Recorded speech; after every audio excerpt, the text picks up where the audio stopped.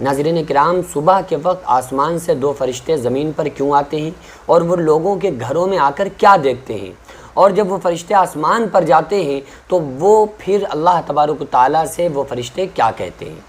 یہ بہت ہی اہم سوال ہے جس کو ہم نے جاننے کی کوشش نہیں کی۔ دیکھیے، جب صبح کا وقت آتا ہے تو جو روزی کا فرشتہ ہوتا ہے، یعنی کہ اللہ تبارک و تعالیٰ نے کاموں کو بانٹا ہوا ہے، فرشتوں کے انڈر کیا ہوا ہے۔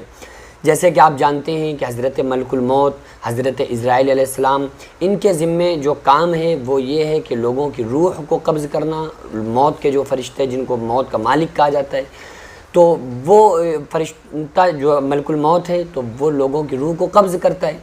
اسی طریقے سے حضرت اسرافیل علیہ السلام کا کام ہے کہ وہ سور کو لیے کھڑے ہیں کہ جب قیامت قائم ہوگی تو سور میں پھونک ماریں گے، پوری دنیا میں تہلکہ مچ جائے گا اور قیامت آ جائے گی۔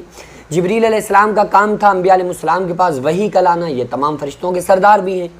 اسی طریقے سے اللہ تبارک و تعالیٰ نے کاموں کو لوگوں میں، فرشتوں میں تقسیم کیا ہوا ہے۔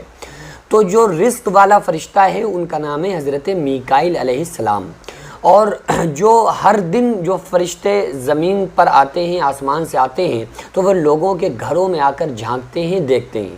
تو جب لوگوں کو سوتا ہوا دیکھتے ہیں اور یہ دیکھتے ہیں کہ لوگ بغیر نماز پڑھے رات کے سوئے ہوئے ابھی تک نہیں اٹھے اور یہ سوئے جا رہے ہیں، تو ان کے گھروں کی جو رحمتیں، برکتیں ہوتی ہیں، وہ رحمتوں اور برکتوں کو ختم کر دیا جاتا ہے، اور وہ رحمتوں سے بالکل بھی استفادہ حاصل نہیں کر پاتے ہیں۔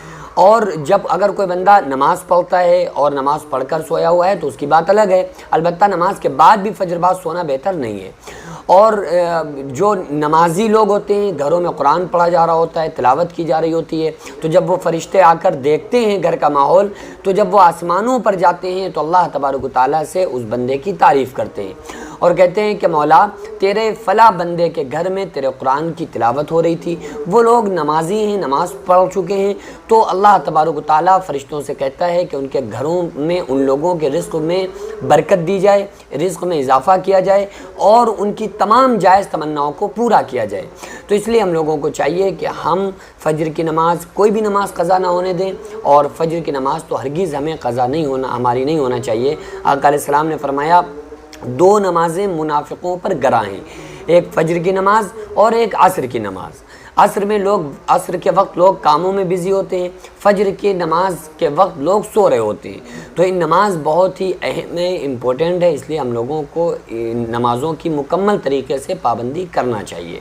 دعا کریں کہ اللہ تبارک و تعالی ہم تمام لوگوں کو نماز پنجگانہ پڑھنے کی اللہ تعالیٰ توفیق عطا فرمائے۔ وما علینا الا البلاغ۔ السلام علیکم ورحمۃ اللہ وبرکاتہ۔